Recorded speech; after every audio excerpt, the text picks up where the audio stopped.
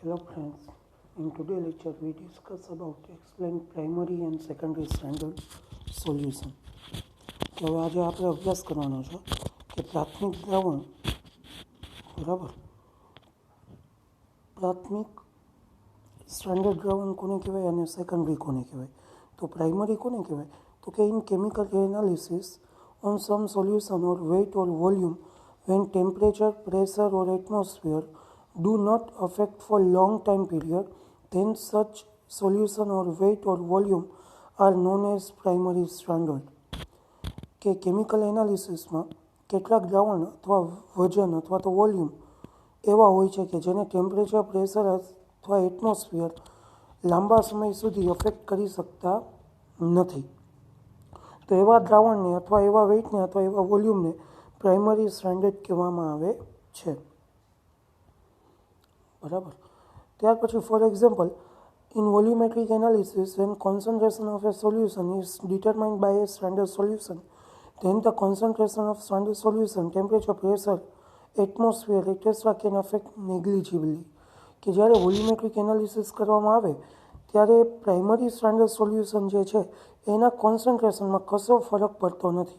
જો તમે temperature, pressure અથવા એટમોસ્ફિયરિક પ્રેશરની એની જે અસર છે એ ખૂબ જ ઓછા પ્રમાણમાં થાય છે. In neutralization titration succinic acid solution consider as standard solution. કે તમે જે ન્યુટ્રલાઇઝેશન ટાઇટ્રેશન કરતા હોય ત્યારે સક્સિનિક એસિડ જે છે એને પ્રાઇમરી સ્ટાન્ડર્ડ તરીકે લેવામાં આવે છે. ત્યાર પછી રેડોક્સ ટાઇટ્રેશનમાં KMnO4 અને K2CrO4 એટલે પોટેશિયમ પરમેંગેનેટ અને પોટેશિયમ ક્રોમેટ આ બંનેને સ્ટાન્ડર્ડ તરીકે લેવામાં આવે છે. In precipitation titration AgNO3 solution is standard solution. કે પ્રેસિપિટેશન એટલે જેમાં પીપીટી બનતા હોય એવા દ્રાવણની તમે જ્યારે વાત કરો છો એમાં AgNO3ને સ્ટાન્ડર્ડ દ્રાવણ તરીકે લેવામાં આવે છે. તો આ બધા દ્રાવણને પ્રાઇમરી સ્ટાન્ડર્ડ કહેવામાં આવે છે. Similarly digital electrical weight are standard than the other weight. કે બધા વેઇટમાં ઇલેક્ટ્રિકલ જે વેઇટ આપણે કરીએ છીએ એને સ્ટાન્ડર્ડ વેઇટ કહેવામાં આવે છે. ત્યાર પછી ગ્લાસવેર જે છે એને કેલિબ્રેટ કરીએ like standard burette pipette or measuring flask, then such standard burette pipette measuring flask as known as primary standard. તો એવા ગ્લાસવેર છે કે જે કેલિબ્રેટ કરેલા હોય એ બધાને સ્ટાન્ડર્ડ ગ્લાસવેર કહેવામાં આવે છે. હવે સેકન્ડરી સ્ટાન્ડર્ડ કોને કહેવાય તો કે the solution which are standardized by primary standard can be used to determine the concentration of other solution, then such accepted standard solution are secondary standard. કે એવા દ્રાવણ કે જેનું કોન્સન્ટ્રેશન પ્રાઇમરી સ્ટાન્ડર્ડ કે જે પ્રાથમિક સ્ટાન્ડર્ડ સોલ્યુશન છે એનો ઉપયોગ કરીને એનું કોન્સન્ટ્રેશન નક્કી કરવામાં આવે અને બીજાના સોલ્યુશનમાં ટૂંકમાં સ્ટાન્ડર્ડ તરીકે વપરાતા હોય એને સેકન્ડરી સ્ટાન્ડર્ડ સોલ્યુશન કહેવાય. For example by the help of primary standard 0.1 mol succinic acid NaOH solution is standardized, and from the concentration of NaOH, concentration of acetic acid can be determined. Then NaOH solution is secondary standard. કે સક્સિનિક acid ઉપરથી કોનું standardisation નક્કી થાય NaOH અને NaOHનો પછી ઉપયોગ કરીને acetic એસિડનું ટૂંકમાં નક્કી કરવામાં આવે તો NaOHને સેકન્ડરી સ્ટાન્ડર્ડ કહેવાય. Therefore, primary and secondary can be acid based salt. કે પ્રાઇમરી અને સેકન્ડરી સ્ટાન્ડર્ડ જે દ્રાવણ છે એ એસિડ, બેઝ અથવા તો સોલ્ટ આમાંથી કોઈ પણ હોઈ શકે છે. ત્યાર પછી કેરેક્ટરિસ્ટિક જોઈએ આપણે કે જે કમ્પાઉન્ડ પ્રાઇમરી સ્ટાન્ડર્ડ તરીકે વપરાય છે એ કમ્પાઉન્ડ કેવો હોવો જોઈએ. તો પહેલી વસ્તુ substance should be very pure and stable. કે કમ્પાઉન્ડ જે છે એ વેરી પ્યોર અને સ્ટેબલ હોવો જોઈએ. ત્યાર પછી બીજું solution should be stable at any temperature and pressure. કે એ જે દ્રાવણ છે એ ટૂંકમાં સ્ટેબલ કરી શકવું જોઈએ કોઈ પણ ટેમ્પરેચરે અને પ્રેશરે. ત્યાર પછી third point the substance should not be absorb moisture. કે કમ્પાઉન્ડ જે છે એ મોઇસ્ચરને એબ્ઝોર્બ કરતો હોવો જોઈએ નહીં. ચોથો point it should have high molecular weight so that relative error can be negligible. કે એનો મોલેક્યુલર વેઇટ જે છે એ ખૂબ જ વધુ હોવો જોઈએ જેથી કરીને રિલેટિવ એરર જે છે એને તમે દૂર કરી શકો. Its value of weight should not be variable.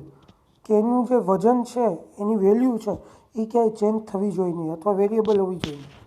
All the glasses should be calibrate, કે તમે જે ગ્લાસેસનો ઉપયોગ કરો છો એ કેલિબ્રેટ હોવા જોઈએ. In electrical instrument voltage ampere should be stable, કે તમે જે ઇલેક્ટ્રિક ઇન્સ્ટ્રુમેન્ટનો યુઝ કરતા હોય સ્ટાન્ડર્ડાઇઝ કરવા માટે તો એ કેવા હોવા જોઈએ? સ્ટેબલ હોવા જોઈએ. એમાં ઘટાડો વધારો થવો જોઈએ નહીં. ત્યાર પછી હવે ટાઇટ્રેશન કર્વની વાત આવે છે.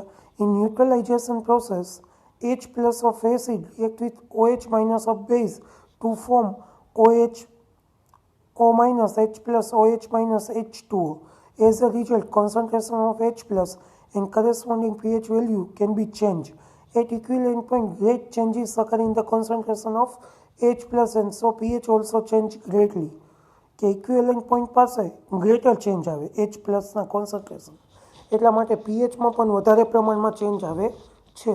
તો એના ઉપરથી તમે પીએચ વર્સિસ જે વોલ્યુમ લીધેલું એસિડ બેઝ એનો ટૂંકમાં તમે ગ્રાફ ડ્રો કરો તો એને ટાઇટ્રેશન કર્વ કહેવામાં આવે છે.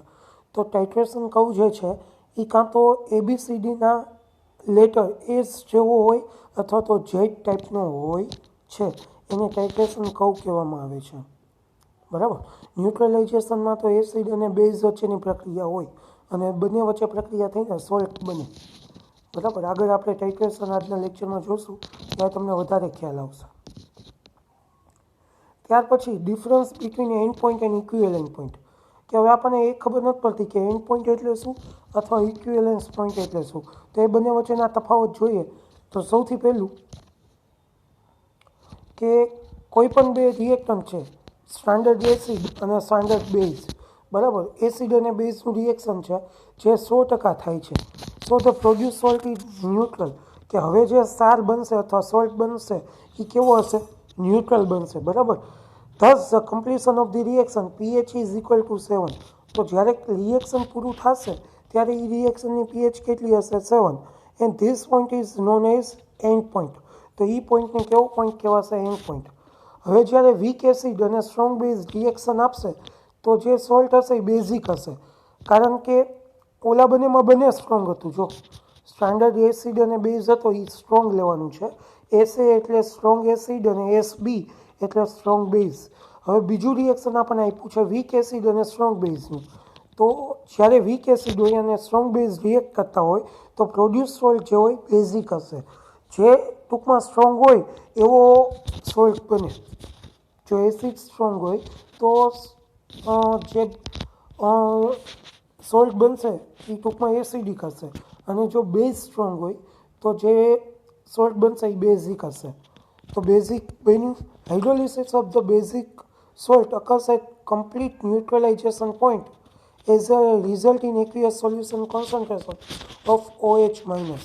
કે હવે જે ન્યુટ્રલાઇઝેશન પોઈન્ટ આવશે કમ્પ્લીટ, તો ત્યારે OH માઇનસનું કોન્સન્ટ્રેશન કેવું હશે? વધારે પ્રમાણમાં હશે. તો એ મોલ તે 10⁻⁻7 મોલ પર લીટર હશે. તો પીએચ વેલ્યુ જે છે એ મોર ધેન 7 હશે. એટલે કે પીએચ વત્તા પીઓએચમાં તમે કેલ્ક્યુલેશન કરો તો ઇઝ ઇક્વલ ટુ 14 થાય. તો ટૂંકમાં પીએચની વેલ્યુ જે છે એ ગ્રેટર ધેન 7 હશે તો એને ઇક્વિવેલન્ટ પોઈન્ટ કહેવાય. એને કેવો પોઈન્ટ કહેવાય? Equivalent point. એન્ડ પોઈન્ટ એટલે એક્ઝેક્ટ આવે, ગ્રેટર ધેન મળતું હોય તો એને ઇક્વિવેલન્ટ પોઈન્ટ કહેવાય. એવી રીતે સ્ટ્રોંગ એસિડ અને વીક બેઝ લઈએ તો ન્યુટ્રલાઇઝેશન થાય એટલે હાઇડ્રોનિયમ આયન જે છે એ વધુ પ્રમાણમાં હોય તો પીએચ જે છે એ 7 કરતાં કેટલી થાય? ઓછી થાય. તો 7 કરતાં ઓછી પીએચ જે પોઈન્ટ આવે છે એને ઇક્વિવેલન્ટ પોઈન્ટ કહેવાય.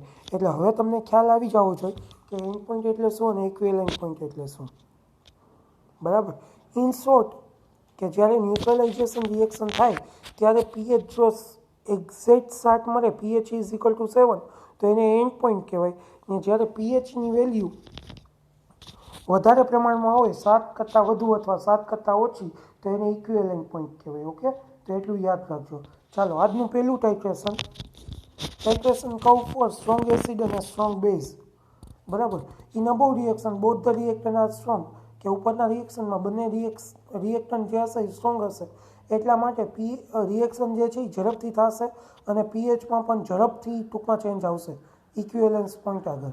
તો ન્યુટ્રલાઇઝેશનમાં જો તમે 100 ml 1 મોલર HCl લીધું હોય કે તમે બીકરમાં શું લીધું છે, 100 ml 1 મોલર HCl લીધું છે, NaOH તમે બ્યુરેટમાં ફિલઅપ કરી છે, તો તમારે ધીમે ધીમે NaOHનું દ્રાવણ જે છે એ એડ કરવું પડે, બરાબર. હવે એસિડનું કોન્સન્ટ્રેશન જે છે 1 મોલ HClનું, તો ત્યારે શરૂઆતમાં pH કેટલી હશે, 0 હશે, બરાબર. હવે તમે એડિશન કર્યું, કોનું એડિશન કર્યું, 50 ml NaOHનું. જો તમે 50 ml NaOH જે છે એ એસિડમાં એડ કરો છો, તો એસિડ કેટલા ml હતું, 100 ml, પણ 100 mlમાંથી 50 ml જે છે એ ન્યુટ્રલાઇઝ થઈ જશે. હવે કેટલા ml વધશે, 50 ml HCl બાકી વધશે કે જે ન્યુટ્રલાઇઝ નથી થયું. તો હવે ટોટલ કોન્સન્ટ્રેશન જે છે એ કેટલા mlનું આવે, 150 ml. 100 ml એસિડનું, 1 મોલર HClનું, અને 50 ml શું વધ્યું હતું, NaOH જે આપણે એડ કર્યું હતું. તો ઓરિજિનલ કોન્સન્ટ્રેશન કેટલું હતું, 1 મોલર. ઓરિજિનલ વોલ્યુમ આપણે કેટલું એડ કર્યું, 50 ml. ટોટલ વોલ્યુમ કેટલું થયું, 150. તો જવાબ કેટલો આવે, 1/3, તો 3.3 ગુણ્યા 10⁻1. તો H પ્લસ આયનનું મળી જાય. હવે તમને એક ઇક્વેશન આવતું pHનું, તમને યાદ હોય તો, minus logarithm of H plus ion. તો 3.3 ગુણ્યા 10⁻1નો લોગ કાઢી લ્યો, તો તમને જવાબ કેટલો મળશે, 0.48. તો ત્યારે pH કેટલી થશે, 0.48. એટલે અહીંયા ટૂંકમાં યાદ રાખજો કે આ જે H પ્લસ આયનનું કોન્સન્ટ્રેશન મળ્યું છે એની તમારે pH ચેક કરવાની છે. Minus logarithm of H plus ion, એટલે માઇનસ લોગ આનો જોઈ લેવાનો, 3.3 ગુણ્યા 10⁻1. એટલે જવાબ કેટલો આવશે, 0.48. તો યાદ રાખજો. હવે આપણે by addition of total 100 ml of 1 molar NaOH કે 50 ml એડ કરી દીધું, તો હવે બીજું 50 ml એડ કરીએ, બરાબર. તો હવે શું થશે, તો કે બંને જે છે 100 ml હતું, બંનેનું વજન કેટલું થઈ ગયું, 100 ml. તો હવે બંને જે છે એ ન્યુટ્રલાઇઝ થઈ જશે. તો pH કેટલી મળશે આપણને, 7, બરાબર. ત્યાર પછી આપણે 0.1 ml 1 મોલર NaOH વધારે પ્રમાણમાં એડ કરી, કેટલા ml, 0.1 ml, બરાબર. તો ઓરિજિનલ કોન્સન્ટ્રેશન કેટલું છે, 1 મોલર. ઓરિજિનલ વોલ્યુમ આપણે કેટલું એડ કર્યું, 0.1 મોલર, 0.1 ml. હવે ટોટલ વોલ્યુમ કેટલું થાય, 200 હતું, 200માં 0.1 ઉમેરો એટલે 200.1. હવે તમને જે કોન્સન્ટ્રેશન મળશે એ તમે NaOH વધારે પ્રમાણમાં એડ કર્યું છે, તો OH માઇનસનું હશે. OH માઇનસનું કેટલું મળશે, 5.0 ગુણ્યા 10⁻4. તો POH આપણને કેટલી મળશે, 3.3, અને pH કેટલી મળશે, 10.7, બરાબર. POH એટલે તમને ખબર છે ને, pH હતા ટૂંકમાં 14, બરાબર. તો એમાં pH પહેલાં કેલ્ક્યુલેટ કરી લેવાય ને pH ઉપરથી POH મળી જાય. તો હવે આટલું ઇન્ક્રીઝ થાય છે, 0.1 ml NaOH તમે વધારે એડ કરી દો તો કેવો ચેન્જ આવે, તમે વિચાર કરો. 7 pH હતું એ ઉછળીને ડાયરેક્ટ કેટલા આવી જાય છે, 10.7.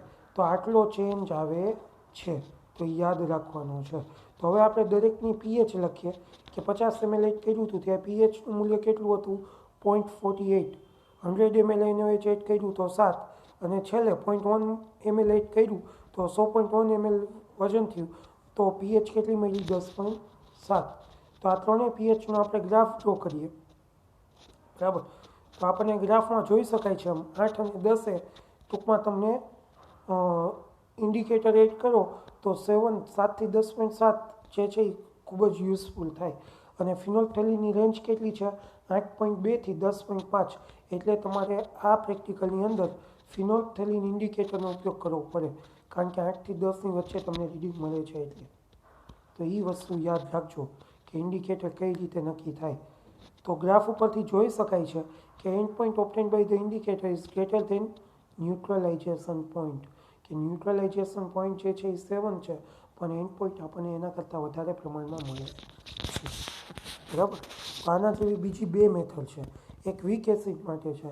તો વીક એસિડ માટે એવું જ કરવાનું, વીક એસિડ લેવાનું છે અને સ્ટ્રોંગ બેઝ લેવાનું છે, બરાબર. તો આપણે એસ્ટિમેશન કોનું કરશું, 100 ml 0.1 મોલર એસિટિક એસિડ લેશું, ને સામેની બાજુ વીક બેઝ સ્ટ્રોંગ બેઝ તરીકે 0.1 મોલર NaOH લેશું. તો હવે આપણે એનું આયોનાઇઝેશન ખૂબ જ ધીમું થશે, કારણ કે વીક એસિડ છે એટલા માટે. તો ઇક્વેશન આપણે લખીએ તો આપણે લખી શકીએ H plus is equal two Ka into CO. CO એટલે કોન્સન્ટ્રેશન, બરાબર. તો હવે જ્યારે શરૂઆતની pH હોય ત્યારે આપણે H2O પ્લસ કેલ્ક્યુલેટ કરીએ તો એસિટિક એસિડનો જે વિયોજન અચળાંક છે, કે એને શું કહેવાય, વિયોજન અચળાંક, એસિટિક એસિડ માટે વિયોજન અચળાંક છે 1.8 ગુણ્યા 10⁻5. એનું કોન્સન્ટ્રેશન કેટલું હતું 0.1 મોલર. તો બંનેનો ગુણાકાર કરીએ તો 1.8 ગુણ્યા 10⁻6 થાય.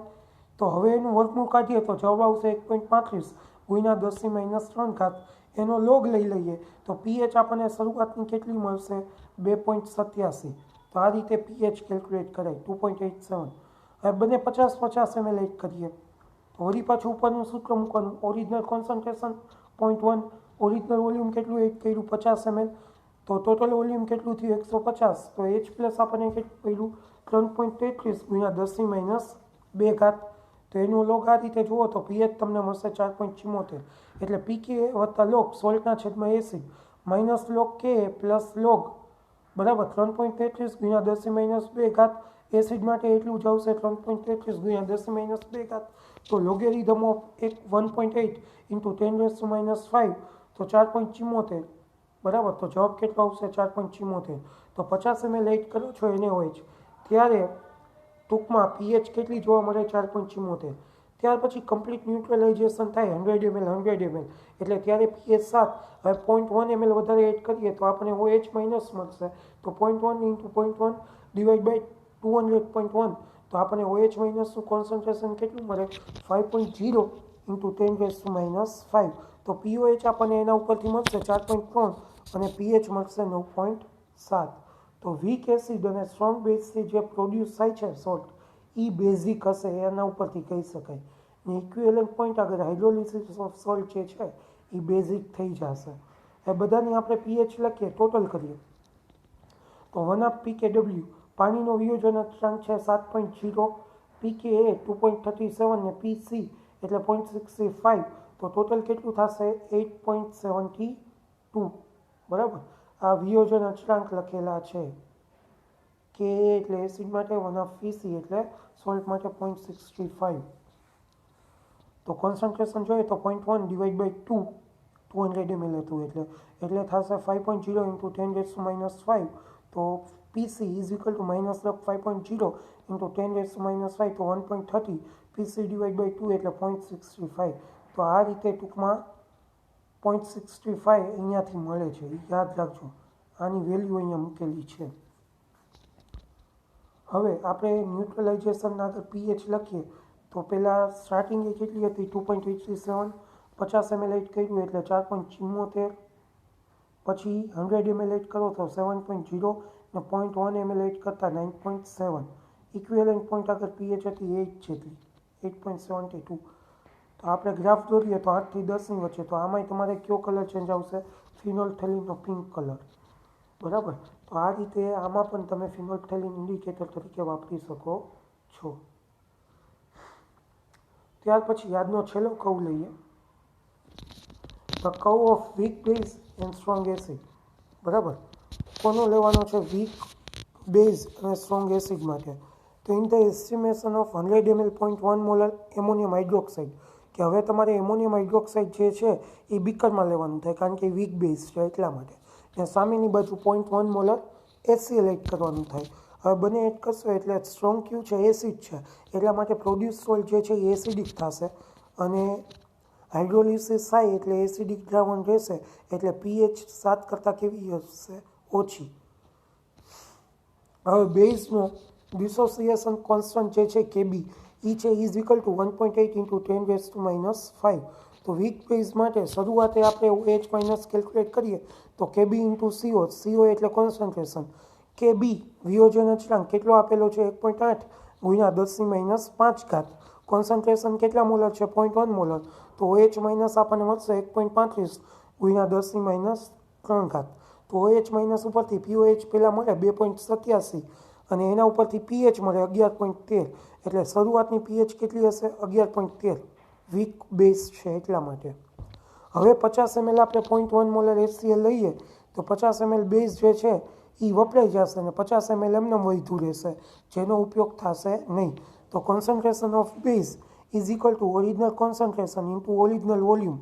તો 0.1 ઇન્ટુ 50 ડિવાઈડ બાય 150. તો OH માઇનસનું કોન્સન્ટ્રેશન આપણને મળશે 3.33 ગુણ્યા 10⁻2.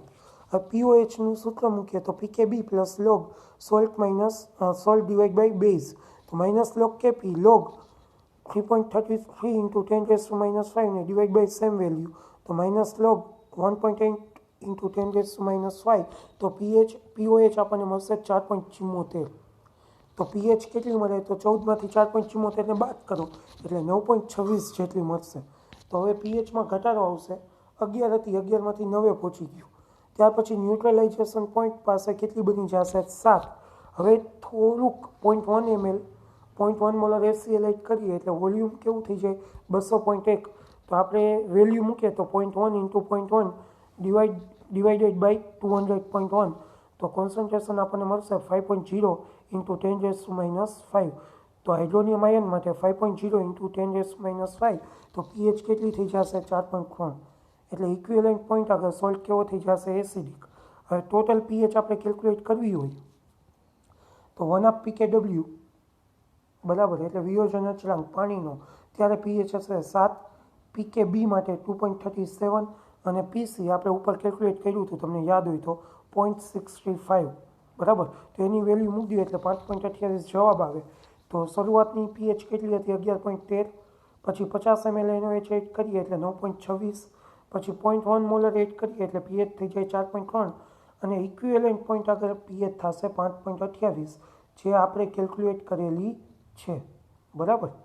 તો આ રીતે ટૂંકમાં કેલ્ક્યુલેટ કરી શકાય પીએચ બરાબર. તો આજના લેક્ચરમાં આજનું આપણે આટલું રાખીએ. તો એ ઇન્ડિકેટરનો ઇક્વિવેલન્ટ પોઈન્ટ જે છે એ 8 પીએચની નજીક મળે છે બરાબર.